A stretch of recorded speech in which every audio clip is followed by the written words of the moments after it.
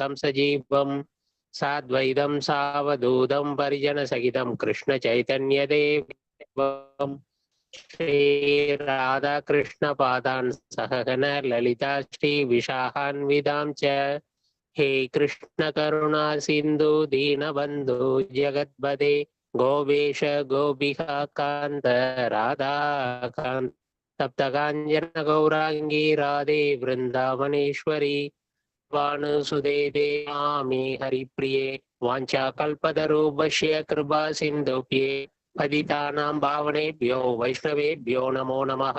नमो ओं विष्णुपादाय कृष्णप्रेष्ठाय भूतले श्रीमते भक्तिवेदान्त स्वामिन्निधि नामिने नमस्ते सरस्वते देवे गौरवाणी प्रचारिणे निर्विशेष शून्यवादी पाशाद्य देशधारिणे जय श्री कृष्ण चैतन्य प्रभु नित्यानंद श्री अद्वैत गदाधर श्रीवासादि गौरभक्त वृंद हरे कृष्ण कृष्ण कृष्ण हरे हरे हरे राम राम राम हरे हरे हरे कृष्ण।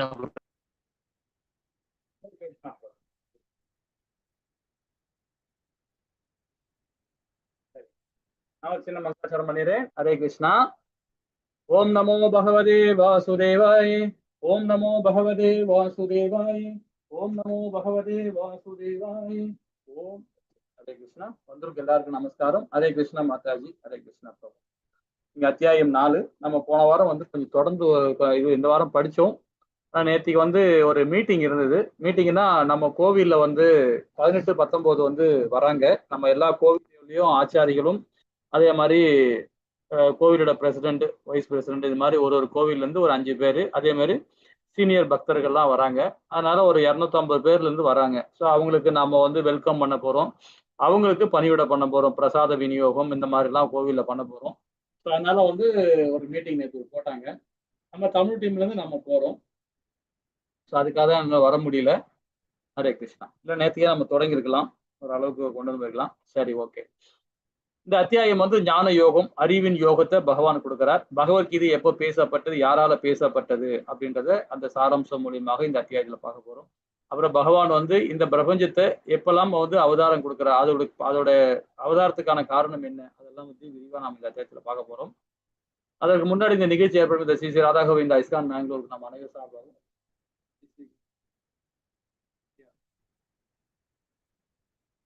ஹரே கிருஷ்ணா ஹரே கிருஷ்ணா கிருஷ்ண கிருஷ்ண ஹரே ஹரே ஹரே ராம ராம ராம். சரி, 3ஆம் அத்தியாயம் நம்ம ஏற்கனவே படிச்சிருக்கிறோம். 4ஆம் அத்தியாயத்தையும் ஒரு சின்ன கண்ணோட்டம் பார்த்துடலாம். கொஞ்சம் இடையில கேப் விட்டோம் இல்லையா, கொஞ்சம் பார்த்துடலாம். நித்தியமான கல்வி 1ல இருந்து 10வது பதம் வரைக்கும் பார்க்க போறோம். அந்த தகுதியை பெற முடியும். யாரால் படணும்? பக்தன், நண்பன், தகுந்த வினாக்கள், அது கட்டளைகளை பின்பற்றுதல். இந்த 4 சாராம்சம் உள்ளவங்க கண்டிப்பாக இந்த ஞானம் பெறப்படும் அப்படின்னு சொல்லப்படுது. யாரிடமிருந்து பெறுவது? அங்கீகரிக்கப்பட்ட குரு சீத பரம்பரை ஆச்சாரியர்களுமாக பெறப்படும் சொல்லப்பட்டிருக்கு. அதே மாதிரி இது எதை பற்றியது அப்படின்னா, கடவுள் எப்பொழுது அவதரிக்கிறார், பகவான் எப்போ அவதரிக்கிறார், கடவுள் அவதரிப்பான காரணம் என்ன, இந்த அறிவை பெறுவதற்கான என்ன பயன் அப்படின்றத நம்ம தெரிஞ்சுக்க போறோம். அதே மாதிரி பாத்தீங்கன்னா, பகவான் கிருஷ்ண தவறுகளை அகற்றுகிறார். அது நமக்குள்ள தகவல்களை அகற்றுகிறார். நமக்கு மாத்திரம் இல்லை, அதாவது நாத்திகம் பேசுறவங்க இவங்க எல்லாருக்கிட்டையும் அந்த தவறுகள் என்னென்ன சுட்டி காட்டி அவங்களை அகற்ற பார்க்கிறார். அதை பத்தி ரொம்ப அழகா நாமும் இந்த அத்தியாயத்திலே விரிவா பார்க்க போறோம். அதே மாதிரி செயலுக்கான விளைவுகளை அகற்றுகிறார். அதை கர்மா, அகர்மா, விகரமா. விகரமான்றது செய்யக்கூடாத செயல், அகரமான்றது செய்யக்கூடிய செயல், கர்மான்றது நாம கர்மிகள் செயல்பட செயல். இப்படி இல்லாம அப்படி இல்லாம இருப்பாங்க, 2 மாதிரி செயல்பாடு. அதை பத்தி விரிவா படிக்கணும். யாகங்கள் பாத்தீங்கன்னா, மிக உயர்ந்த யாகங்கள் போறது பகவானுடைய ஹரிநாம சங்கீதனம் பகவானுக்கு கொடுக்கணும். சாஸ்திரங்களை படித்தல், புலன்களை கட்டுப்படுத்துதல். யாகத்தினை கற்பிக்கும் ஆசிரியர், அதாவது திறனும் குணநடலும். இந்த மாதிரி 2 சாராம்சத்தெல்லாமும் அந்த கடைசி பதம் 40, 41, 42 3 பதத்தில் நம்ம விரிவா அதை பத்தி பார்ப்போம். ஹரே கிருஷ்ணா. இப்ப நாம நித்தியமான கல்வி அப்படின்னு பார்க்கும்போது ஃபர்ஸ்ட் தலைப்பே பகவானுக்கு அதாவது இந்த பகவத்கீதை யாரால பேசப்பட்டது அப்படின்றத நாம அந்த தலைப்புல இப்ப நம்ம பார்க்க போறோம். நிறைய விஷயங்கள் இதுல பார்க்கலாம். அதே மாதிரி பாத்தீங்கன்னா, இன்னொரு சாராம்சம் என்னன்னு சொல்லப்படுது பாத்தீங்கன்னா, இந்த யுகங்கள் எப்பெல்லாம் தோற்றுவிக்கப்பட்டது, அப்புறம் இந்த பிரம்மாவுடைய லைஃப் என்ன, மனுக்களோட லைஃப் என்ன, பிரஜாபதிகளோட லைஃப் என்ன, அதெல்லாம் பத்தி விரிவா படிக்க போறோம். முக்கியமா பிரஜாபதி லைஃப், இந்த ரிஷியோட லைஃப்லாம் வந்து நம்ம ஆட்டோமேட்டிக்கா போய் ஒரு ஒரு ஸ்லோகம் வழியா நம்ம அதை படிக்கலாம். நம்ம முக்கியமா படிக்க போறது பிரம்மாவோட லைஃபும் மனுக்களோட லைஃப் தான் விரும்பி நம்ம விரிவா நம்ம பகவான் இந்த அத்தியாயம் மூலமா நம்ம கொடுக்குறாரு இல்லைங்களா? சரி, இப்போ உங்களுக்கு தெரிஞ்சது, நீங்க எத்தனை பேர் இருக்கீங்க தெரியல இந்த கிளாஸ்ல இப்போ பிரசன்ட். ஆனா இந்த பகவத்கீதை யாரால பேசப்பட்டது போன வாரம் நாம வந்து ஒரு டிபேட் வச்சு பேசணும். அதுல நம்ம மாதாஜி சூரிய பகவான் அப்படின்னு சொன்னாங்க. சரி, ஓகே. இப்ப 3 விதமான விஷ்ணு இருக்கிறாங்க. இந்த இந்த பிரபஞ்சம் எப்படி படைக்கப்பட்டது? எப்படி படைக்கப்பட்டது? யாரால இந்த உயிரினங்கள்லாம் உருவாக்கப்பட்டது? அப்படின்றத ஒரு சின்ன கொஸ்டினா கேட்கலாம். ஒரு 2 கொஸ்டின் கேட்கிறேன், அதுக்குள்ள விளக்கம் கொடுங்க. இப்போ பகவத்கீதை அப்புறமா பார்ப்போம், அடுத்த ஸ்டேஜ்ல பார்ப்போம். முதல்ல வந்து 3 விதமான விஷ்ணு இருக்கிறார். 3 விதமான விஷ்ணு இருக்கிறாங்க. அந்த விஷ்ணு பேர் தெரியுமா?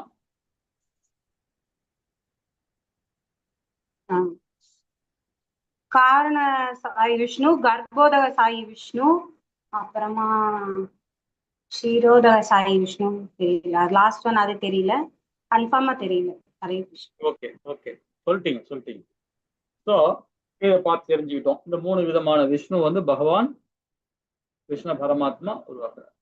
ஆனா கிருஷ்ண பரமாத்மா வந்து அவதாரம் வந்து பாத்தீங்கன்னா 28 சுயேச்சை பிறகுதான் பகவான் வந்து ஒரு வாட்டி அவதாரம் கொடுப்பார். அதுதான் முழு முழு கடவுளாக பகவான் கிருஷ்ணர்.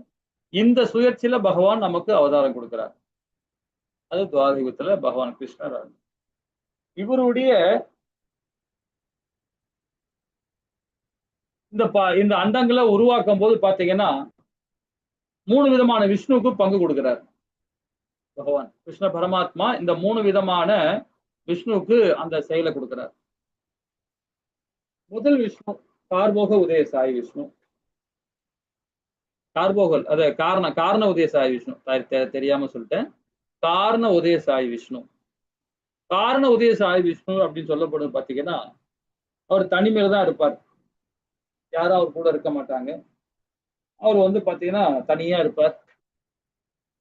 அவர் தான் காரண உதய சாய், காரணமா இருப்பார். காரண கடல்ல படுத்துட்டு இருப்பார். அந்த இடத்துல ஆதிசேஷனும் இருக்க மாட்டார், தாயா இருக்க மாட்டாங்க, பிரம்மா இருக்க மாட்டாங்க, எந்த ஜீவராசியும் கிடையாது. அவர் தான் முதல் விஷ்ணு. 3 விஷ்ணுல அவர் தான் ஒரு விஷ்ணு. அவதாரம் கொடுக்கறதுல கிருஷ்ண பரமாத்மா அவதாரம் எடுக்கிறதுல முதல் விஷ்ணு எடுக்கிறவர் இந்த அவதாரம்.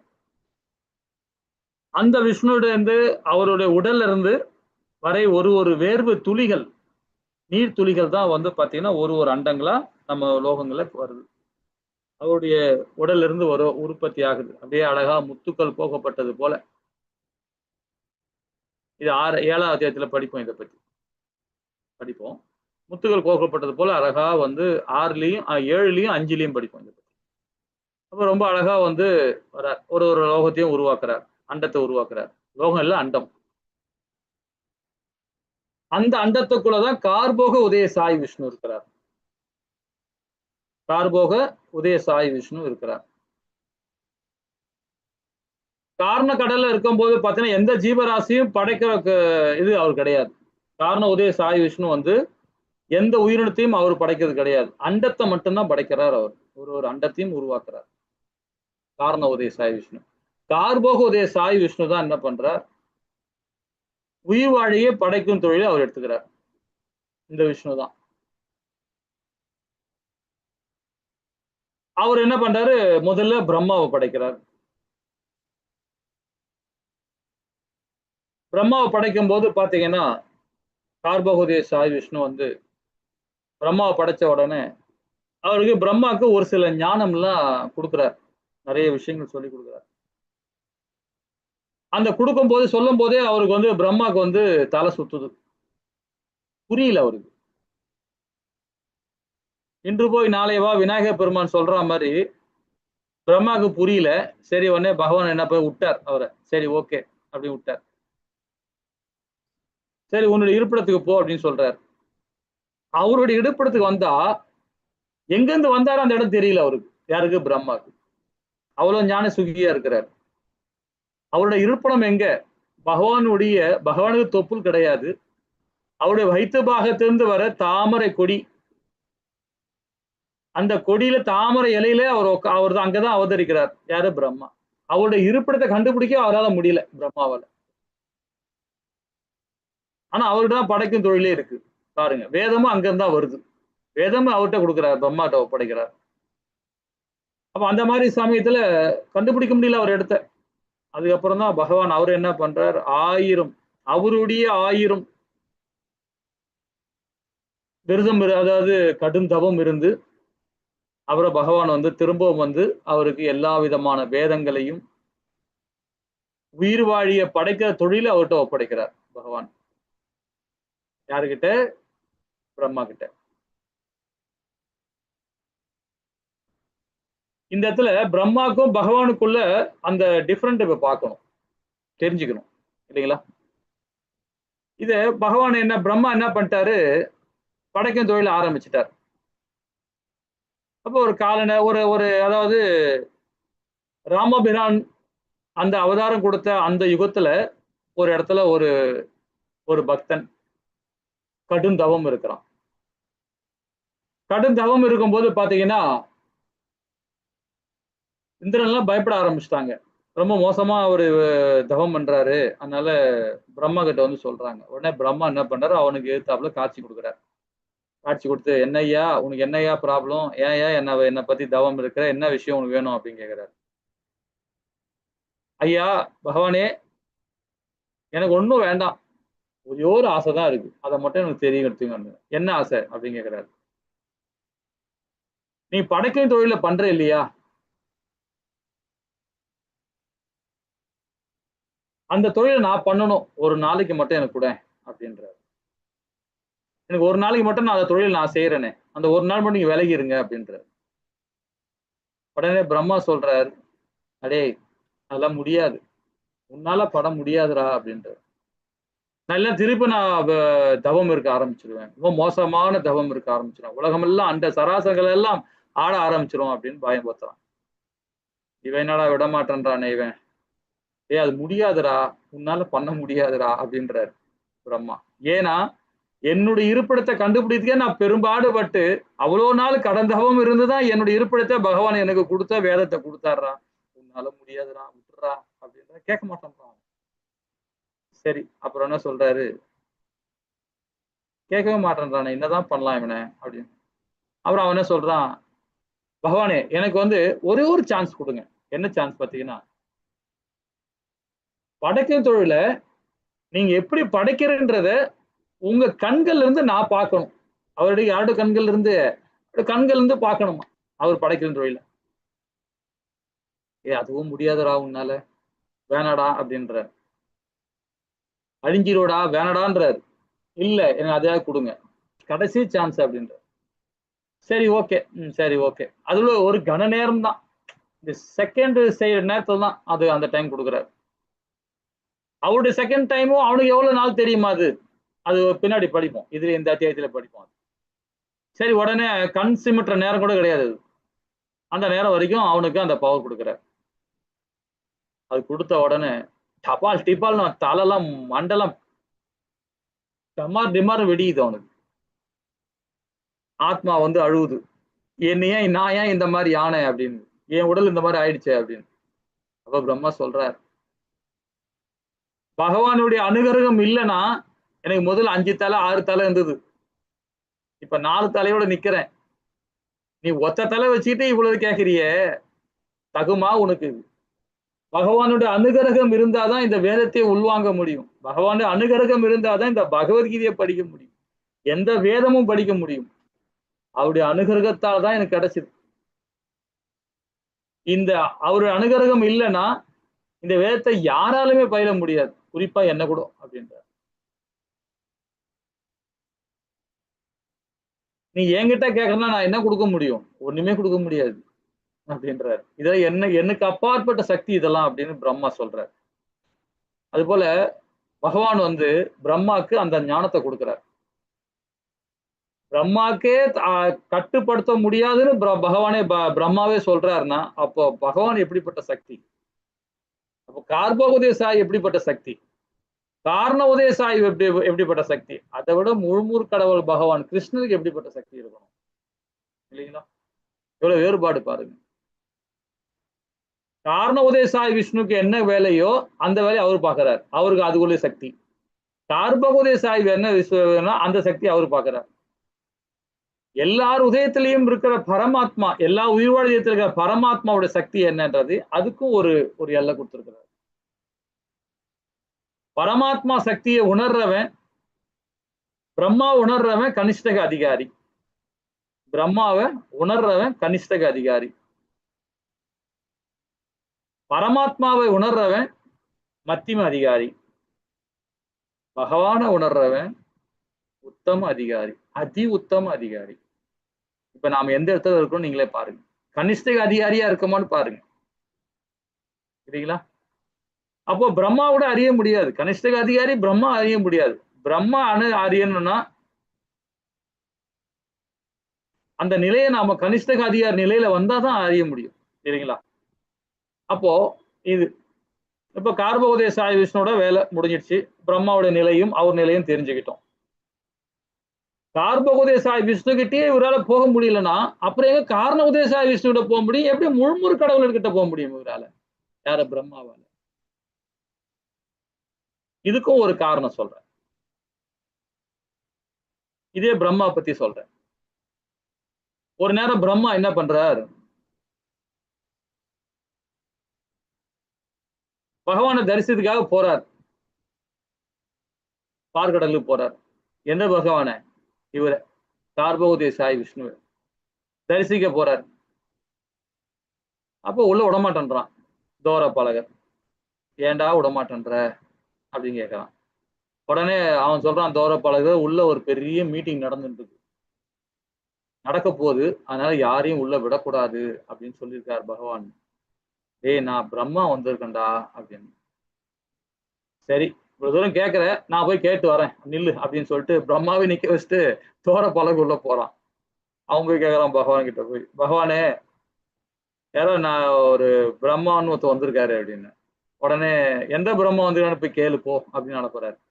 உடனே தோரபாலகர் ஓடியாடுறான். உடனே கேட்கறான், ஐயா நீ எந்த பிரம்மான்னு கேட்கிறாரு. அடே, இருக்குதே நான் ஒரு பிரம்மா தான் இருக்கிறேன், என்னடா குழப்புறீங்க? சரி, 4 தலை பிரம்மா வந்துடும் சொல்லு போ அப்படின்னு அனுப்புறாரு. திருப்பும் அவன் போறான், போய் பார்க்கறான், பகவான்கிட்ட சொல்றான், 4 தலை பிரம்மா வந்திருக்காரான் அப்படின்னு. அவரு உடனே ஒரு நம்மட்டு சிரிப்பு சிரிச்சுட்டு, அப்படியா, சரி உள்ள வர சொல்லு அப்படின்றார். உடனே வர்றார் பிரம்மா, உள்ள போறார். போன உடனே பிரம்மா பகவான்கிட்ட கேட்கிறார். அப்ப அந்த இடத்துல ஆதிசேஷன் மேல படுத்துட்டு இருக்கார் பகவான். கார்போதய சாய் விஷ்ணு தாயார் இருக்கிறாங்க. அப்ப பிரம்மா கேட்கிறார், இந்த இருப்பிடம் என்னுடைய இருப்பிடம், என்னால உள்ள வர முடியல, நானும் ஒரு கட்டுண்ட ஆத்மாவா இருக்கேன், இருந்தாலும் எனக்கு ஒரு சின்ன ஒரு விளக்கம் கொடுங்க பகவானே அப்படின்னு சொல்லிட்டு பகவான்கிட்ட கேட்கிறார். என்ன சொல்லு அப்படின்றார். நான் மட்டும்தான் பிரம்மா இருக்கிறேன், நீங்க ஏன் அந்த கேள்வி கேட்டீங்க, எந்த பிரம்மா வந்துடுன்னு கேட்டீங்க அப்படின்னு கேட்கிறார். அட ஞானசூனி, நீ ஒருத்தந்தான் பிரம்மாவா? ஏகப்பட்ட பிரம்மா இருக்கான் பாக்குறியா அப்படின்றார். ஏகப்பட்ட பிரம்மாவா அப்படின்றார். ஏகப்பட்ட சிவன் இருக்கான் பாக்குறியா அப்படின்றார். ஏகப்பட்ட இந்திரன் இருக்கான் பாக்குறியா? ஏகப்பட்ட அண்டங்கள் இருக்கு பாக்குறியா அப்படின்றார். எல்லாத்தையும் காட்டுறாரு பகவான் பிரம்மா கிட்ட. பார்த்தா வராங்க ஏகப்பட்ட பிரம்மாக்கள், ஏகப்பட்ட சிவன்கள், ஏகப்பட்ட இந்திரன்கள், ஏகப்பட்ட அண்டங்களை காட்டுறாரு பகவான். எல்லாருமே அந்த இடத்துல வராங்க.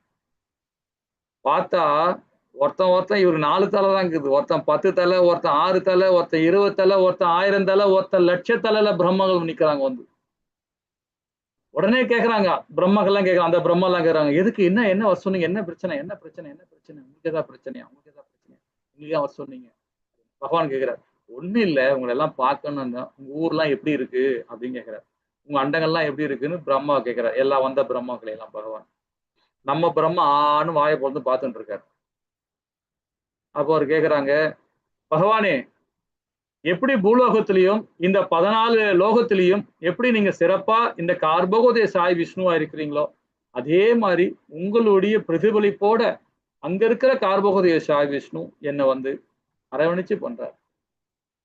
நீங்க இருக்கும் போது எங்களுக்கு என்ன கவலை இருக்குன்னு ஒரு பிரம்மாக்களும் சொல்றாங்க. அதே மாதிரி சிவனும் எல்லா அண்டத்துக்குள்ளயும் ஒரு சிவன் இருக்காங்க. எல்லா அண்டத்துக்குள்ளயும் ஒரு தேவர்கள் இருக்காங்க. பார்த்த உடனே நம்ம பிரம்மாக்கு 4 தலை அப்படியே சுத்துது, டொயின் டொயின் டொயின் சுத்துது அவருக்கு. பாத்தியா அப்படின்னாரு. அப்பதான் பிரம்ம சம்ஹிதை ரொம்ப அழகா பாடப்பட்டது. ஆதி புருஷன் பகவானை பத்தி ரொம்ப அழகா படுறார் யாரு? பிரம்மா. அது மாதிரி பகவானுடைய படைப்பு எல்லை இல்லாதது. அதை பத்தி இந்த அத்தியாயத்தில் நிறைய படிப்போம். எல்லை இல்லாதது பகவானுடைய படைப்பு. நம்ம நினைக்கிறோம் அந்த ஒரு அண்டத்துக்குள்ள பகவானுக்கு ஆர்ணவரே சாய் விஷ்ணுவா இருக்கிற 1000 லட்சக்கணக்கான கோடிக்கணக்கான அண்டங்களை படைச்சிருக்காரு. அந்தந்த அண்டத்துக்குள்ளேயும் ஒரு கார்போக உதய சாய் விஷ்ணு இருக்கார். ஒரு கார்போக உதய சாய் விஷ்ணுவா இருக்கார். ஒரு பரமாத்மாவும் இருக்கிறார் இல்லைங்களா? சோ அது மாதிரி ஏகப்பட்ட உயிர்வாழிகளை உருவாக்குற உள்ளுக்குள்ள இருக்கிற பரமாத்மா நம்மளை உணர வைக்கிறார். நம்ம உள்ளுக்குள்ள இருக்கிற உணர வைக்கிறதுக்கு எல்லா ஜீவராசிக்குள்ள யாருங்க இருக்க முடியும்? நம்ம பெத்த பிள்ளைய அவனை நம்ம பாதுகாத்து இருக்க முடியுமா? அவன் கூடவே இருக்க முடியுமா? எல்லா நேரத்திலும் இருக்க முடியுமா? ஆனா பகவான் நமக்குள்ள இருந்துகிட்டே இருக்கிறார். எனி டைம் 24 மணி நேரம் நமக்குள்ளவே உட்கார்ந்துட்டு இருக்காரு. நல்லவனா இருந்தாலும் கெட்டவனா இருந்தாலும் உள்ளுக்குள்ளே இருந்து பார்த்துக்கிட்டே இருக்கிறார். சாட்சி பறவையாக. நம்ம தாய் தந்தைகள் அந்த இருக்க முடியுமா? நம்மளை பெத்தவங்க நம்ம கூடவே இருக்க முடியுமா? எல்லா நேரமும் இருக்க முடியுமா? ஆனா பகவான் எல்லா ஜீவராசி கொண்டே இருக்கிறார். 3வது விஷ்ணுவா நமக்குள்ள இருக்கிறார். கருணை உள்ளவர் பகவான் சரிங்களா? அவரையே கோடிட்டு காட்டுறான் பிரம்மா. நல்லா வாங்கி கட்டிக்கிட்டார் பிரம்மா. எது சொல்றவர்னா பிரம்மாவும் ஒரு எல்லைக்கு உட்பட்டவர்கள் தான். எல்லா தேவர்களும் பகவானுக்கு ஒரு எல்லைக்கு உட்பட்டவங்க தான். பகவான் ஆதி அந்தம். அப்படிப்பட்ட பகவானுடைய கொடுத்த வேதங்களை சரியாவே நம்ம ஃபாலோ பண்றது கிடையாது, படிக்கிறது கிடையாது, ஃபாலோ பண்றது கிடையாது. உபநேசங்களை சரியா ஃபாலோ பண்றது கிடையாது, சாஸ்திர விதிகளை ஃபாலோ பண்றது கிடையாது. நம்ம வீட்டுல அப்பா அம்மா நம்ம என்ன சொல்லி கொடுப்பாங்க? ஒழுக்கத்தோட வாழ், ஒழுக்கத்தோட போ, இதுதான் நல்லது, இதுதான் கெட்டதுன்னு சொல்றாரு இல்லைங்களா? அது போல பகவான் நமக்குள்ளேயே உட்காந்துக்கிட்டு கூடவே இருந்து நம்ம வழிகாட்டுறாரு. நம்ம அவரை பிடிச்சி நம்ம போக மாட்டோம். அதனால கீதை ஒரு ஸ்டேஜில் அப்போ மறைஞ்சு போச்சு. 120 மில்லியன் ஆண்டுகளுக்கு முன்பாகவே பகவான் சூரிய பகவானுக்கு இந்த கீதையை உபதேசம் பண்ணியிருக்கிறார். ஆனா அதை யாரும் சரியா ஃபாலோ பண்ணாம 2வது யுகத்திலேயே எல்லாமே மறக்கடிக்க ஆரம்பிச்சிட்டாங்க. ராமபிரானுக்கு பிறகு நல்லதான் போயிட்டு இருந்தது. அதுக்கப்புறமா வர வர வர போயிடுச்சு. 3வது யுகத்துல துவார யுகத்துல பாத்தீங்கன்னா முழு கடவுள் அவதாரம் கொடுத்து கடைசிதான் அவதாரம். 12,64,000 வருடங்கள் துவார யுகம். அந்த யுகத்துல கடைசியில தான் வர்றாரு பகவான் அவதாரம் கொடுக்கிறார். அப்போ 12 லட்சம் ஆண்டுகளும் பாத்தீங்கன்னா அவ்வளவு கொடுமைகள் பண்ணியிருக்காங்க. ஏன்னா கீதை யாரும் ஃபாலோ பண்ணல இல்லைங்களா? சரி, இப்ப இந்த இடத்துல நம்ம திருப்பி படிப்போம். இப்போ பிரம்மாக்கு அந்த இருப்பிடம் தெரிஞ்சிச்சு, பிரம்மாவுடைய நிலை புரிஞ்சுக்கிட்டோம். அவரும் ஒரு கட்டுண்ட ஆத்மா தான் நம்ம புரிஞ்சுக்கிட்டோம். படைக்கும் தொழில் அவராக இருந்தாலும் அவரும் ஒரு எல்லைக்கு உட்பட்டவர் தான். இப்ப பிரம்மா என்ன பண்றாரு? அவர் படைக்கும் தொழில ஆரம்பிக்கிறார். அப்போ முதல்ல அவருடைய பிள்ளைகளை படைக்கிறார். அவங்க பிள்ளைகள் யார் தெரியுமா? முதல் 4 பிள்ளைகள்.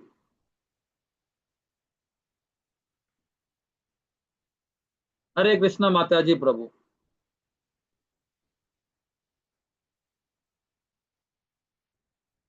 யாரும் சொல்ல மாட்டீங்களே, எல்லாமே மியூட்ல இருக்கீங்க. ஹரே கிருஷ்ணா. பிரம்மாவுடைய புதல்வர்கள் 4 பேர்.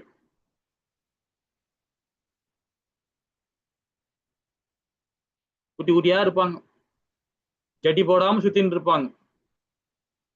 ஜெமினி படத்துல ஜெமினியோட சிம்பிள் வரா மாதிரி இருப்பாங்க. சரி, சனத்குமாரர்கள். யாரும் பேச மாட்டேன்றீங்க. 4 சனத்குமாரர்கள் பிரம்மா படைக்கிறார். அதுக்கப்புறமா 7 பிரஜாபதிகளை படைக்கிறாங்க. அதாவது 7 பெருமுனிகள் சொல்லலாம், சப்த ரிஷின்னு சொல்லலாம். சப்த ரிஷி, பிரம்ம ரிஷி, ராஜ ரிஷி, இது மாதிரி ஏகப்பட்ட ரிஷிகள் இருக்காங்க. அது மாதிரி இவங்க பிரஜாபதிகள், சப்த ரிஷிகள் சொல்லலாம். ஃபர்ஸ்ட்ல வந்து விஸ்வாமுத்திரர், சப்த ரிஷில முதல்ல வரவர் விஸ்வாமுத்திரர். இரண்டாவது கசிபர், மூன்றாவது பரத்வாசர், நான்காவது கௌதமர், அஞ்சாவது அகத்தியர், ஆறாவது சுத்தி, ஏழாவது பிருகு. இவங்க 7 பேருமே பிரஜாபதிகள். இந்த 7 பிரஜாபதிகளும் படைக்கப்படுறாங்க. இவங்க 7 பிரஜாபதிகளும் ஒரு பிரஜாபதிகளும் 10,000, 20,000, 30,000 உயிர் வாழியை உருவாக்குற தன்மையை பகவான் பிரம்மா இவன் கொடுக்கிறார், ஒப்படைக்கிறார். அதுக்கப்புறம் 14 மனுக்களை படைக்கிறார். அந்த 14 மனுக்கள்ல சுயம்பு, ஜுரேசி, உத்தம, நமச, இது மாதிரி 14 மனுக்களை ஒரு மனுக்கள் படிப்போம், விளக்கமா படிக்கலாம். நிறைய விஷயங்கள் படிக்க போறோம். யார் யாரு இந்த மனுக்களோட ஹிஸ்டரி நம்ம படிக்கணும், தெரிஞ்சுக்கணும். அதனால ஒரு ஸ்டோரி மூலியமா அவளை படிக்கலாம். இந்த 14 மனுக்களை படைச்ச பிறகு அதுக்கப்புறமா எல்லா உயிர்வாழியும் படைக்கப்படுறாங்க. ஒரு உயிர் வாழியா படைக்க ஆரம்பிக்கிறாங்க. இதுல இருந்து பிரபஞ்சம் உருவாக்கப்படுகிறது. எல்லா தாவரங்களும் உயிர்வாழிகளும் எல்லாம் படைக்கப்படுறாங்க. இந்த காலப்போக்குல வேதங்களை பிரம்மா கிட்ட ஒப்படைச்சாரு இல்லைங்களா? அதுக்கப்புறம் சூரிய பகவான் கிட்ட ரொம்ப சிம்பிளா இந்த வேதத்தை கொடுத்திருக்கிறார். ரொம்ப அழகா விளக்கமா கொடுத்துக்கிறார். இந்த பகவத்கீதை என்ற விளக்கத்தை கொடுத்தார். அந்த விஞ்ஞானத்தை சூரிய பகவானுக்கு உபதேசம் பண்ணார். அந்த சராசரங்களை உருவாக்கப்பட்ட பிறகு உருவாக்கி கொடுக்கிறார் கீதையை. சத்தியுகத்துல அழகா இந்த பிரஜாபதிகள்லாம் நல்ல அழகான முறையில கொண்டு போய் சேர்த்தாங்க. கீதையை கொண்டு போய் சேர்த்தாங்க. எல்லாமே ஃபாலோ பண்ணிட்டு இருந்தாங்க சத்தியுகத்துல. அதுக்கு அடுத்த யுகத்துல நல்லாதான் போயிட்டு இருந்தது. ராமபிரான் ஆட்சி வந்தார். அவரும் நல்லபடியா செயல்பட்டார். அதுக்கப்புறம் வர கொஞ்சம் கொஞ்சமா வர மன்னர்கள் சரியாவே ஃபாலோ பண்ணல. சரிங்களா? அதுக்கப்புறம் பாத்தீங்கன்னா 16 லட்சத்து 12 லட்சத்து இது முடிஞ்சிச்சு. 8,64,000 வருஷம் இது முடிஞ்சிச்சு. 12 லட்சத்துல இருக்கும் போதுதான் அந்த யுகத்துல சரியாவே யாரும் வேதம் ஃபாலோ பண்ணல. யாரும் வேற ஃபாலோ பண்ணனால பகவான் முழுமுற் கடவுளாக துவார யுகத்துல அவதாரம் கொடுக்கும் போதுதான் இந்த கீதையை திருப்பியும் கொண்டு வந்து பகவான் நமக்கு அர்ஜுனன் மூலியமா திருப்பியும் உபதேசம் பண்றார். இது அதை பத்தி இன்னும் விரிவா படிக்கலாம். அர்ஜுனுக்கு ஏன் உபதேசம் பண்ணாங்கன்றதையும் இன்னும் விரிவா பார்க்கலாம். ஓகேங்களா? ஹரே கிருஷ்ணா. அப்படிதான் இந்த கீதையை 2வது முறையாக பகவான் இது உபதேசம் பண்றார். இப்போ ஒரு ஸ்லோகம் மூலியமாக பகவான் என்ன சொல்ல வரார் அப்படின்னு விரிவா பார்க்கலாமா? ஹரே கிருஷ்ணா மாதாஜி.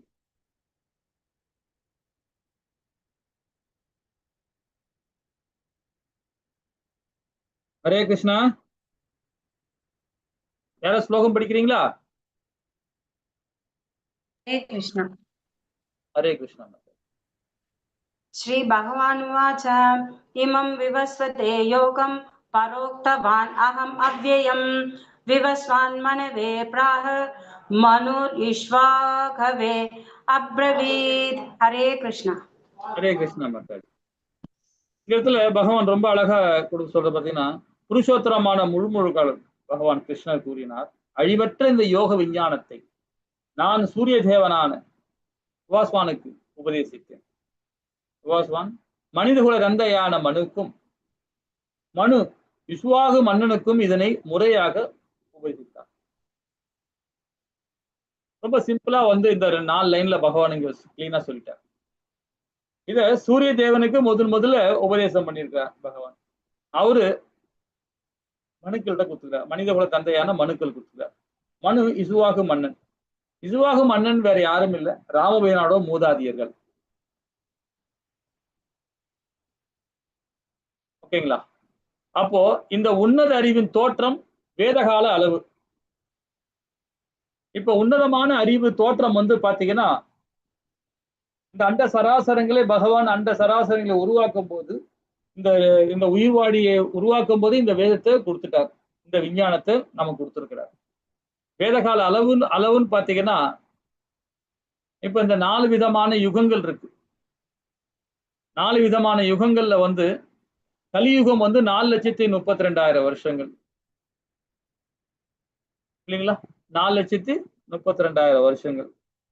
அதையே வந்து கூட்டணின்னா வந்து பாத்தீங்கன்னா 4,30,000 திருப்பி ஆட் பண்ணுங்க.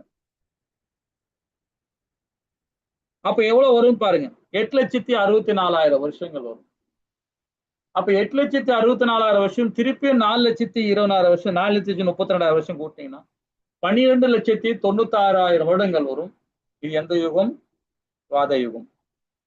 சோ திரும்பவும் 12,96,000 வருடங்களை 4,32,000 வருடம் கூட்டினா 17,68,000 வருடங்கள் வரும். இது வேதகால அறிவு. இது வந்து நம்ம இதை வந்து பூலோகத்தில் உள்ளது. நம்மளுடைய லோகத்தோட லைஃப் இது. இதே வேதகால அளவு மாறி இருக்கு. வேதகால அளவுன்னு சொல்லும் போது பாத்தீங்கன்னா ஒரு உதாரணம் சொல்றேன். இவங்க இருக்காங்க இல்லையா, நம்முடைய தேவர்கள் சிட்டிக்கு போடுறாங்க பாத்தீங்களா, சிட்டிக்கு போடுறாங்க பாரு. அந்த சிட்டிக்கு போற நேரம் தான் நம்மளுடைய டைம், நம்மளுடைய லைஃப். அவங்க சிட்டிக்கு போற டைம் தான் நம்மளுடைய லைஃப். 120 வருஷம் வேத காலம் சொல்றது, வேத அளவு சொல்றது நம்ம இந்த பூலோகத்தோட மனிதனோட லைஃப். இப்ப தேவர்கள் ஒரு நொடின்னு சொல்லும் போது அந்த ஒரு செகண்ட் தான் நம்மளுடைய லைஃப். அதே மனுக்கள் இப்படி போடுறாங்க பாத்தீங்களா, அந்த ஒரு செகண்ட் தான் தேவர்களோட லைஃப்.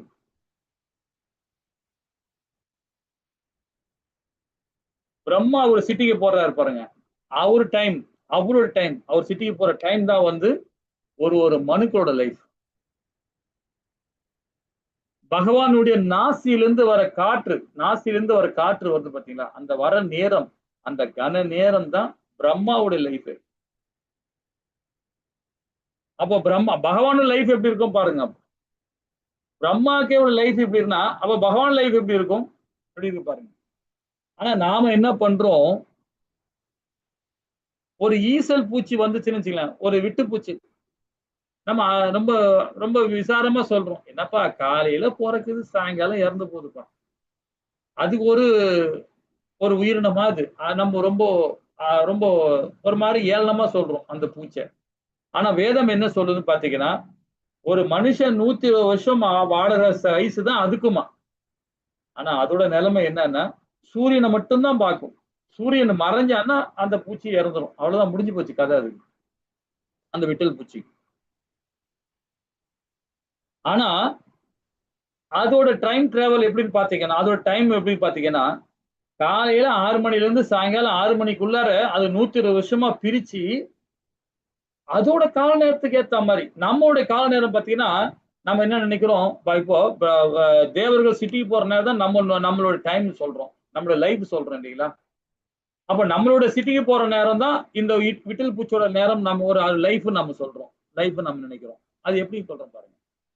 ஒரு விட்டல் பூச்சை வந்து ஒரு சயின்டிஸ்ட் என்ன பண்றாருன்னா, ஒரு குடுவில, ஒரு கண்ணாடி குடுவில வச்சு அடைச்சிட்டு காத்தெல்லாம் போக வச்சுட்டு அதை வந்து மைக்ரோஸ்கோப்ல வச்சு பாக்குறாங்க. பாத்தீங்கன்னா ஒரு நொடிக்கு ஒரு செகண்ட், ஒரு 5 நிமிஷம் 10 நிமிஷம் ஒரு வாட்டி அதோட வளர்ச்சி அப்படியே நடந்துகிட்டே இருக்கு. வளர்ச்சி அப்படியே நடந்துகிட்டே வருது. அப்படியே காலையில வெளியே வந்தது, அந்த இதுல இருந்து பிச்சுக்கிட்டு வெளியே வர்றது, ஒரு மணி நேரத்துல ரெக்க வந்தது, அது ரெக்க வளருது. ரெக்க வந்தது 1 மணி நேரத்தை முடிஞ்சோம். அந்த 1 மணி நேரத்தை முடிஞ்ச கை கால் எல்லாம் பெருசு பெருசா வளருது. அப்படியே வளர்ந்துகிட்டே போகுது. அந்த 1 மணி நேரம் டைமா வளருது. அதுக்கப்புறம் பாத்தீங்கன்னா ஒரு 11:30 12 மணிக்கெல்லாம் அது பறக்க ஆரம்பிச்சிடும். அது அடுத்த வேலையை பார்க்க ஆரம்பிச்சிடும். ஆனா அதோட டைம் அப்படி. இப்போ நாம ஒரு குழந்தை பிறக்குதுன்னா உடனே எழுந்து ஓட முடியுமா? அதுக்கு ஒரு குறிப்பிட்ட நேரம் இருக்கு. 2 வருஷம் 3 வருஷம் 4 வருஷம் பொறுத்தா குழந்தை ஓடும். அது போலதான் அதோட டைம். அப்ப நாம என்ன நினைக்கிறோம் பாருங்க, ஒரு நாய் நம்ம வீட்டை வளர்க்குறோம், ரோட்ல இருக்கிற நாய் வந்து ஒரு 7 வருஷம் இருந்து ஒரு 10 வருஷம் வரைக்கும் லைஃப் இருக்கு. ஆனா அதோட வேதம் என்ன சொல்லுதுன்னா, அதுக்கும் 120 வருஷம் உண்டு. அதோட உடல் மாற்றம் அந்த மாதிரி ஆகிட்டே இருக்கும். நமக்கு 120 வருஷம்னா நம்ம இந்த மாதிரி இருக்கும். இரவு பகல் சேர்ந்து ஒரு நாள் அப்படி கணக்கு வச்சு 365 நாள் அப்படி பண்றோம். அதே மாதிரி அந்த அனிமல் உலகத்துல வேறுபாடு, நம்முடைய மனித வேறுபாடு வேறுபாடு. இதெல்லாம் வேதங்கள்ல ரொம்ப அழகா சொல்லப்படும், ரொம்ப அற்புதமா கொடுத்துருக்குறாங்க. அதுதான் சொல்ற, வேத கால அளவுன்னு ஒண்ணு இருக்கு, பூலோகத்துல உள்ள கால அளவு ஒண்ணு வேற இருக்கு. பகவத்கீதை வேதங்கள் குறைபாடு இல்லாதது. அது நாம முறையா படிச்சு அதை முறையா தெரிஞ்சுக்கிட்டு நாம அது உபதேசம் பண்ணும்போது தான் ரொம்ப நிறைய விஷயங்கள் தெரியும் இல்லைங்களா? அத வேதகால அறிவுன்னு சொல்லும் போது இப்ப இந்த சதுர் யுகம் சொல்றோம், ஒரு திவ்ய யுகம் சொல்லலாம், ஒரு மகா யுகம் சொல்லலாம், எப்படி வேணாலும் சொல்லலாம். இந்த 4 சுயற்சி இது மகா யுகம் சொல்லணும், ஒரு சதுர் யுகம். இது சூரிய பூமி வருடங்கள் சொல்லப்படுது. சத்தியுகம் தான் பொற்காலம் சொல்லப்படுது. பொற்காலம் ஏன் சொல்லப்படுறாங்க அப்படின்னு பாத்தீங்கன்னா, அவங்க வாழ்ந்த காலமே லட்சக்கணக்கான ஆண்டுகளை வாழ்வாங்க, லட்சக்கணக்கான ஆண்டுகள் வாழ்வாங்க. கசிவ முனிவர் வீட்டை விட்டு வெளியே போனாருன்னு வச்சுங்களேன், சத்தியுகத்துல போனா 10,000 வருஷம் பொறுத்து தான் வீட்டுக்கு வருவார். நம்ம காலைல ஆபீஸ் போயிட்டு வீட்டுக்கு வரோம்ல, அந்த மாதிரி வருவார் கசிவ முனிவர். அவரு 10,000 வருஷம்ன்றது ஒரு நாள் மாதிரி அவருக்கு. அந்த வருஷம் வந்து அந்த அந்த சத்தியுகத்தோட காலம் வந்து 17,68,000 வருடங்கள் ஆகும். நமக்கு வெறும் 4,32,200 வருஷம் தான் கலியுகம். ஆனா அவங்க 17,68,000, அப்ப அவங்களுடைய கால நேரம் வேற, அவங்களுக்கு உடல் மாற்றம் வேறு, ஞானம் இருக்கும். நமக்கெல்லாம் எல்லாம் ஒரு மொபைல்ல எழுதி வைப்போம், ஒரு பேப்பர்ல எழுதி வைப்போம், எல்லாமே நமக்கு மெமரி பவர் கிடையாது. அவங்க அப்படி கிடையாது. பிறந்த குழந்தையில இருந்து இறக்கும் தருவாயில வரைக்கும் அவங்க என்ன நடந்த சம்பவத்தை சொல்லுவாங்க. கையில ஒண்ணுமே இருக்காது, 4 வேதத்தை சொன்னாங்கன்னா கையில எல்லாமே நிக்கும் வந்து. அந்த அளவுக்கு அவங்களுக்கு அந்த டெக்னாலஜி உள்ளவங்க சத்தியுகத்துல வாழ்ந்தோம். பொற்காலம் அது. அதே வந்து துவாதர யுகத்துல வந்து பாத்தீங்கன்னா வெள்ளி காலம் சொல்லப்படுது. 12,95,000 வருடங்கள். இந்த இடத்துல வாழ்ந்தவங்க எல்லாம் எப்படி பாத்தீங்கன்னா நிறைய யாகங்கள் பண்ணுவாங்க, நிறைய யாகங்கள் பண்ணுவாங்க. அந்த யாகங்கள் பண்ணும்போது ஏகப்பட்ட பட்டு, பனாரஸ், வைரம், வைடூரியம், தங்கம் இதெல்லாம் அள்ளி அள்ளி அந்த வைகுண்டத்துல அந்த இதுல போடுவாங்க, அந்த அக்னி குண்டத்துல போட்டு யாகம் பண்ணுவாங்க. யாக வழிபாடு பயங்கரமா பண்ணுவாங்க, பண்ணி பகவானை திருப்திப்படுத்துவாங்க. அதே வந்து வெங்கல காலம் சொல்லப்படுது. பகவானுடைய அவதாரம் கொடுத்த முழுமுழு அவதாரமா கொடுத்த பாரகுல யுகத்துல வந்து பாத்தீங்கன்னா 8,64,000 வருடங்கள். அந்த டைம்ல கோவில் வழிபாடு, கோவில் கட்டுறது, பெரிய பெரிய கோவில் எல்லாம் கட்டுறது, சோ இந்த மாதிரி விஷயங்கள்லாம் வந்து இந்த யுகத்துல இவங்களோட லைஃப் வந்து பாத்தீங்கன்னா 300 வருஷம் வரைக்கும் வாழ்வாங்க. இவங்களோட லைஃப் 300ல இருந்து 450 வருடம் வரைக்கும் இந்த யுகத்துல வாழ்வாங்க. அதே துவாத யுகத்துல வந்து பாத்தீங்கன்னா 1500ல இருந்து 3000 வருஷம் வரைக்கும் வாழ்ந்திருக்கிறாங்க. அதிகபட்சம் 3000, சில பேர் 5000 வருஷம் வாழ்ந்திருக்கிறாங்க. அதிகபட்சம் சொல்லப்படும்.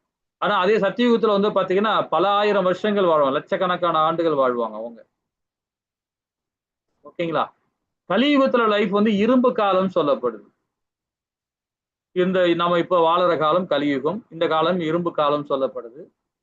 இது வந்து 4,32,000 வருடங்கள் கலியுகம் நம்மளோட லைஃப். ஆனா இப்போ தொடங்கி இது வரைக்கும் நடந்திருக்கு வந்து இது வரைக்கும் நடந்துக்குது 5,000 வருடங்கள் சொல்லுது வேதம். இதை பத்தி விரிவா படிக்கலாம். ஆனா இந்த காலம் இரும்பு காலம். இரும்பு ஒன்றுத்துக்குமே யூஸ் ஆகுதுன்னு நினைப்போம். ஆனா பகவான் சொல்றாரு வேதங்கள் மூலியமாக, தேவர்களே இந்த யுகத்துல பிறக்கிறதுக்கு அவதாரம் கொடுக்கறதுக்கு ரொம்ப ஆசைப்படுவாங்க, பிறக்கிறதுக்கு ரொம்ப ஆசைப்படுவாங்க தேவர்கள்லாம். ஏன்னா சத்தியுகத்திலையும் மற்ற அந்த 3 யுகத்திலையும் அந்த மாதிரி கடுந்தவம் இருக்கணும். ஆனா இந்த யுகத்துல தேவையே இல்லை. வீட்டை விட்டு வெளியே போகணும் அவசியமே இல்லை. உங்க பௌதிகமான விஷயங்களை சாப்பிட்டுக்கிட்டு சம்பாரிச்சுக்கிட்டு சுகமா இருந்துகிட்டு பகவானுக்கு பக்தி கொடுக்க முடியும்.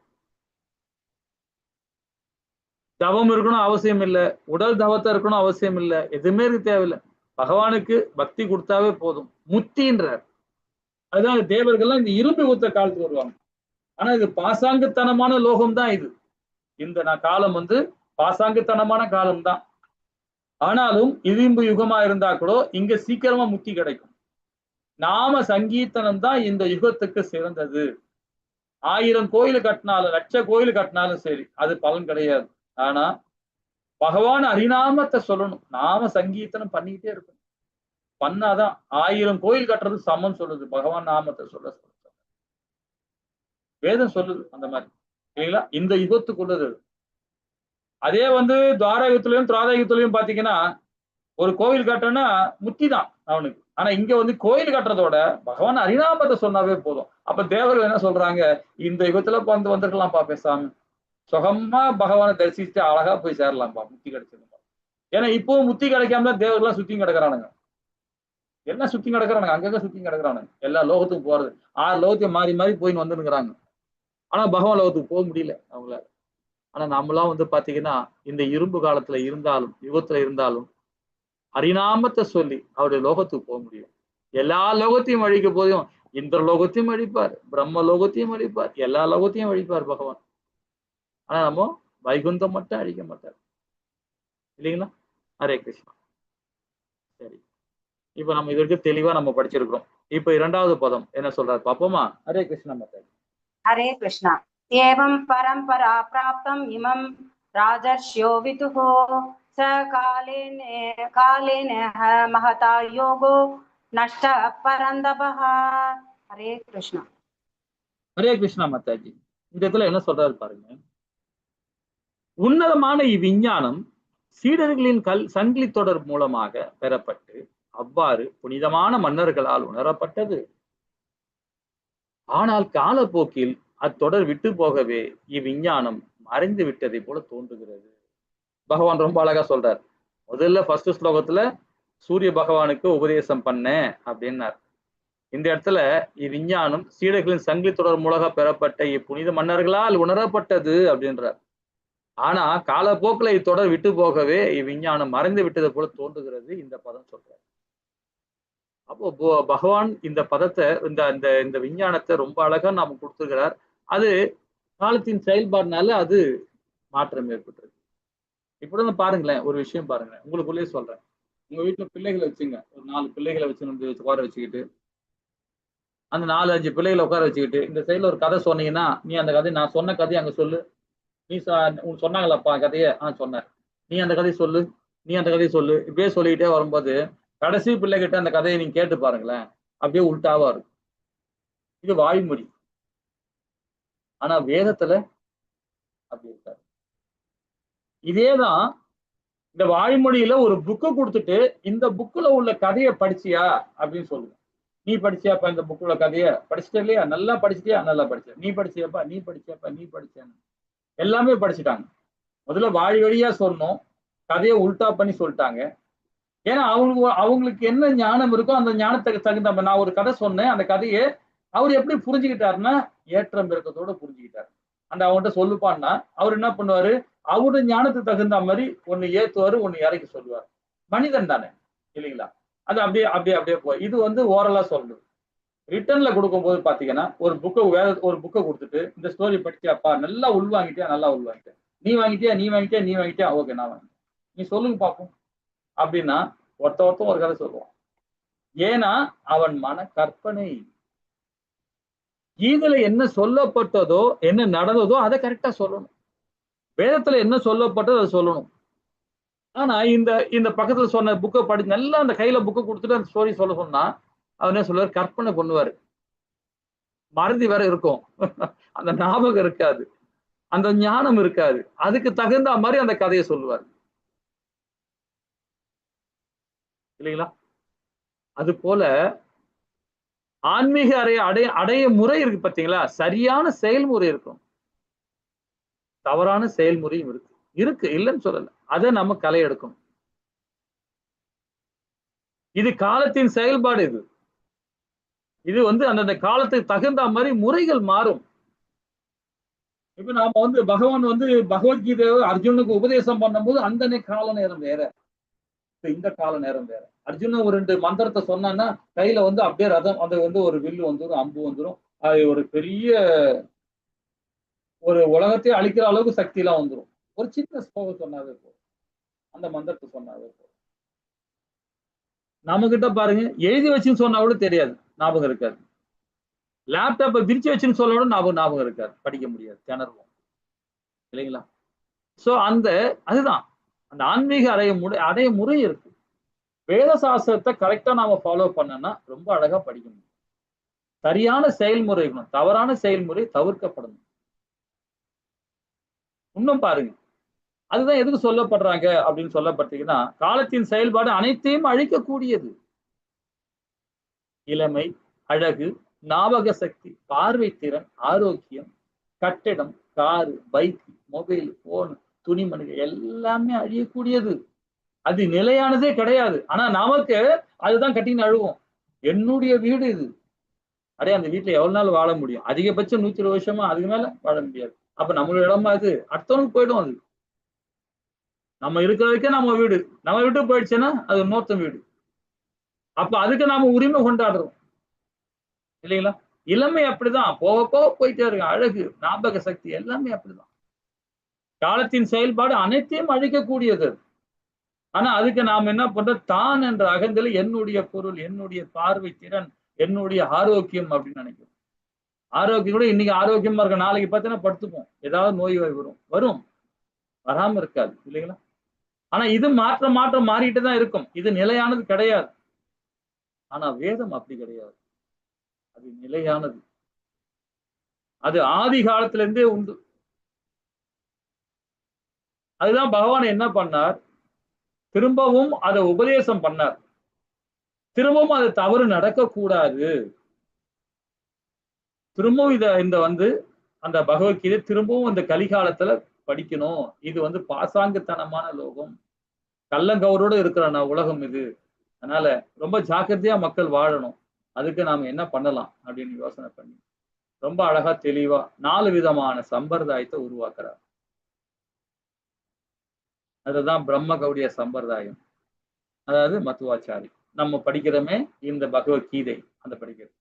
2வது லக்ஷ்மி சம்பிரதாயம், அதான் ஸ்ரீ சம்பிரதாயம் சொல்லப்படுது. நம்ம சவுத் இந்தியால, வட இந்தியாவில கொண்டாடப்படுகிறது.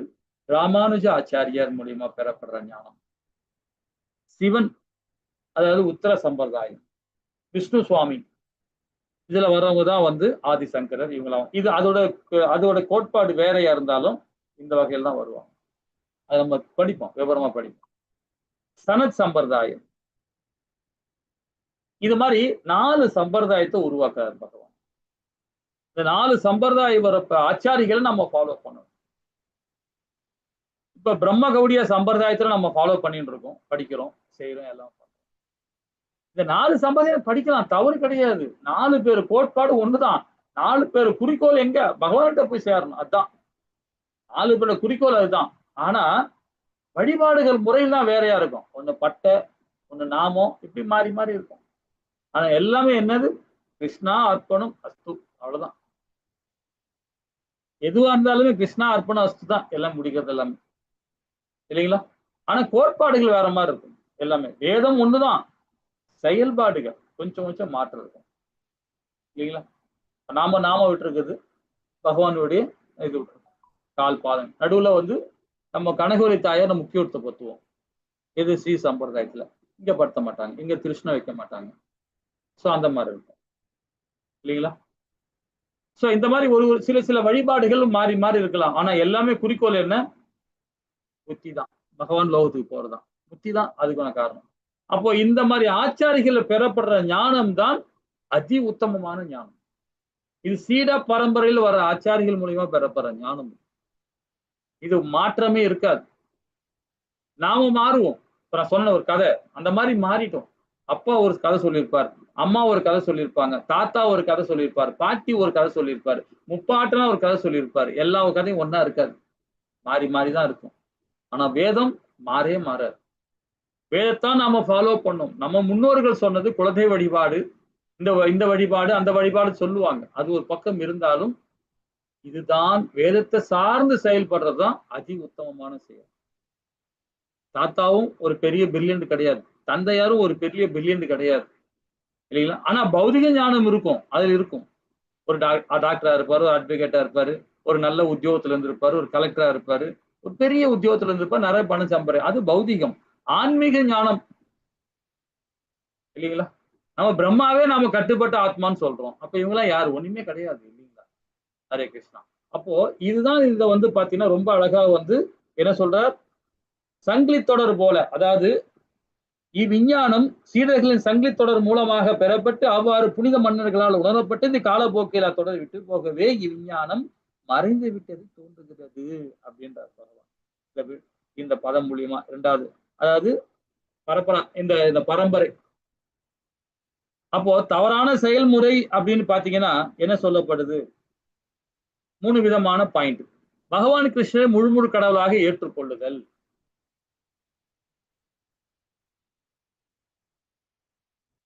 நாம என்ன பண்றோம்? தவறான எண்ணம் அது நம்ம ஏற்றுக்கொள்ளாம இருக்கிறது.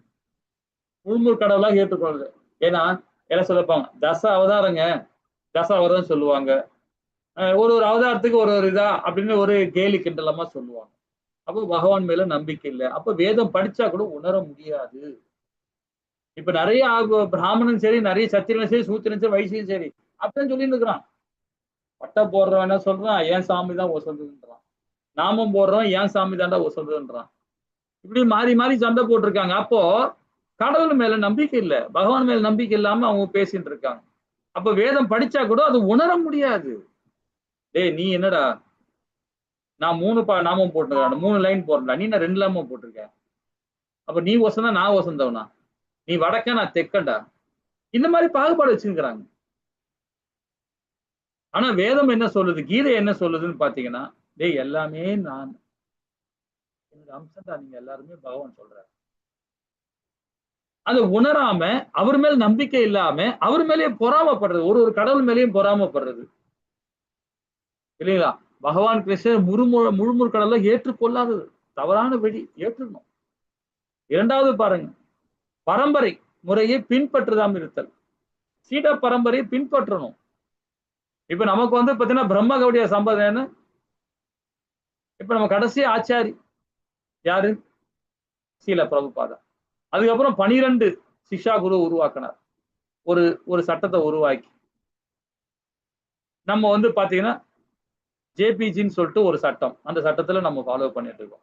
அதுதான் பாத்தீங்கன்னா இப்ப சென்னை இஸ்கான், மதுரை இஸ்கான், அதுக்கப்புறம் கோயம்புத்தூர் இஸ்கான், சேலம் இஸ்கான், அப்புறம் நம்ம மேங்களூர் இஸ்கான், பெங்களூர் இஸ்கான், இதெல்லாம் பாத்தீங்கன்னா ஜெயபதக சாமி மகாராஜா தான், குரு மகாராஜா. அவர் தான் தீட்சை கொடுக்குறாரு. ஒரு கோவில் நிர்வாகி இருக்கிறாங்க, அவங்க மூலியமா நமக்கு குருவா நாம தேர்ந்தெடுக்கிறோம். அது சாது சங்கம். அது மூலியமா நம்ம கீதையை படிக்கிறோம். இந்த பரம்பரையை நாம உணரணும், உணர்ந்து நம்ம செயல்படணும். அதே மாதிரி எல்லா விதமான பரம்பரை இருக்கு. 4 விதமான பரம்பரை இருக்கு. இப்ப ராமானுஜ ஆச்சாரியர் எப்படிப்பட்ட ஆச்சாரியர்? ஆழ்வார்கள் இருக்காங்க, அவருடைய சீடர்கள் இருக்காங்க. அவருடைய அது எப்படி இருக்காங்க? 12 ஆழ்வார்கள் இருக்காங்க. அந்த ஆழ்வார் மூலியமாக நமக்கு பாசாரம் பண்ணது, நம்ம பாசாரம் பண்ணி நாம பழக நெய்வு நம்ம இது பண்ணிட்டு இருக்கோம். அதி உத்தமமா நம்ம செஞ்சுட்டு இருக்கோம் இல்லைங்களா? அதை பின்பற்றணும். மனம் போன போக்கில் விளக்க கற்பித்தல் கூடவே கூடாது. வேதங்கள் என்ன சொல்லப்பட்டதோ அதுதான் நம்ம சாரம்சம் சொல்லணும். இப்ப நாம சொல்றது எல்லாமே பாத்தீங்கன்னா இந்த உபநேசங்கள் இருந்தையும் சாஸ்திர சம்பளம் என்ன சொல்லப்பட்டதோ நான் சொல்லுவோம். ஆனா இதை உணராதவங்க நம்ம சொல்றது ஒரு வேற மாதிரி எடுத்துப்பாங்க. நான் எங்கேயுமே படிக்கலையாப்பா, நான் எங்கேயுமே நடக்கலையாப்பா, செய்யலையாப்பான்னு. நம்மளோட ஆச்சாரிகள் சொல்லி கொடுத்துருக்காங்க, வேதம் சொல்லி கொடுத்துருக்குது. நம்ம அதை படிச்சு நம்ம உணர்ந்து நம்ம செயல்பட்டு இருக்கோம். சில பேர் உணராம இருப்பாங்க, ஆனா வித்தியாசமா தெரியும் அவங்களுக்கு. கீதையை உணராம இருக்கிறவங்க புதுசா வரவங்களும் சுத்தமா தெரியாது, உணரவே முடியாது அவங்களால. கொஞ்சம் கடினமா தான் இருக்கும் இல்லைங்களா? ஹரே கிருஷ்ணா. அப்போ தலைவர்களும் நிர்வாகிகளும் பகவத்கீதை விஞ்ஞானத்தை அறிந்த பின்பற்றுவதல் அவசியம், ரொம்ப ரொம்ப அவசியம் அது இல்லைங்களா? மக்களை சரியான முறையில் வழிநடத்த அவர்களுக்கு இதுவே மிகப்பெரிய அவசியம், மிகவும் அவசியம். தலைவர்கள் பண்ணா போர்டு ஓனர் உட்கார்ந்து இருக்கிறார், அழகா இருக்கிறார். Board company, car company owner, பெரிய பெரிய மில்லியனர், பெரிய பெரிய அதிகாரிகள்லாம் இருக்காங்க. நம்ம இஸ்கான்ல பகவானுக்கு ரொம்ப அழகா பணிவிடை பண்றாங்க, டொனேஷன் கொடுக்கறாங்க. போர்டு கம்பெனி ஓனர் பாத்தீங்கன்னா ஒரு வகையில நமக்கு நிறைய இந்த சனாத தர்மத்தை பிரச்சாரம் பண்றதுக்கு நிறைய தூணா இருந்திருக்காரு. 4 தூணு சமுதாய தூண், அவரு ஒரு தூணா இருந்து இந்த இஸ்கான் நிறுவனத்தை ரொம்ப அழகா அவரு நமக்கு நிறைய உதவிகள் நிறைய பண்ணியிருக்கிறார். அயல் நாட்டுல உள்ள நிறைய கோவில் கட்டுறதுக்கு காரணம் ஒருத்தர்னா இவரும் ஒரு ஆள், போர்டு கம்பெனி ஓனரும் ஒரு ஆள். இன்னைக்கும் கொடுத்துட்டு இருக்காங்க, அவங்களோட தலைமுறை இன்னும் கொடுத்துட்டு இருக்காங்க. சில பிரபுபாதா கிட்ட டைரக்டா தீட்சா வாங்கினவர், அவங்க குடும்பமே தீட்சா வாங்கிட்டு இன்னைக்கும் அந்த பணிவிடை பண்ணிக்கலாம். ஆனா தெரியுதா பாருங்க, நாம கிளாஸ் மூலியமா சொல்றோம், வெளியே என்ன தெரியுதா பாத்தீங்களா? இத்தனைக்கும் அயல்நாட்டுல அமெரிக்காவில் இருக்கிறாங்க அவங்க. சோ அந்த மாதிரி சீட பரம்பரை மூலியமா நாம அவசியம் தெரிஞ்சுக்கணும் இல்லைங்களா? ஒரு மின்விசை தோற்றுவிக்கும் போது இடத்துடன் உங்கள் பிளக்கை இணைக்கவும். இல்லை என்றால் மின்சாரம் இயங்காது. அங்கீகரிக்கப்பட்ட சீட பரம்பரை இன்றியமையாதது. அது கூட இருந்தாதான் நம்ம அதை உணர முடியும். இல்லைன்னா ஃபேன் ஒரு பக்கம், சுவிட்ச் ஒரு பக்கம் தான் இருக்கும், பிளக் ஒரு பக்கமா தான் இருக்கும். அந்த பிளக் ஆன் பண்ணாதான், பிளக்ன்றது நாம தான், சுவிட்சை போடணும்னா நாம தான் போடணும். சீட பரம்பரையில நாம கிளியரா நாம வாட்ச் பண்ணிட்டே இருக்கணும் இல்லைங்களா? அவங்க சொல்றதை கீழ்ப்படிஞ்சு நாம செயல்பட்டுக்கிட்டே இருக்கணும். ஓகேங்களா? சரி, ஓகே. நாளைக்கு 3வது பதம் படிப்போம். ஹரே கிருஷ்ணா. வாஞ்ச கல்பதரா நம நமக. ஜெய் ஸ்ரீ கிருஷ்ணா சைத்தன்யா பிரபு நித்யானந்தா ஸ்ரீ அத்வைத கதாதார ஸ்ரீவாசாதி கௌரவ பக்தர். ஹரே கிருஷ்ணா ஹரே கிருஷ்ணா கிருஷ்ண கிருஷ்ண ஹரே ஹரே ஹரே ராம ராம ராம ஹரே. ஓம் கிருஷ்ணா. ஏதாவது டவுட் இருந்தா கேட்கலாம். ஹரே கிருஷ்ணா மாதாஜி பிரபு.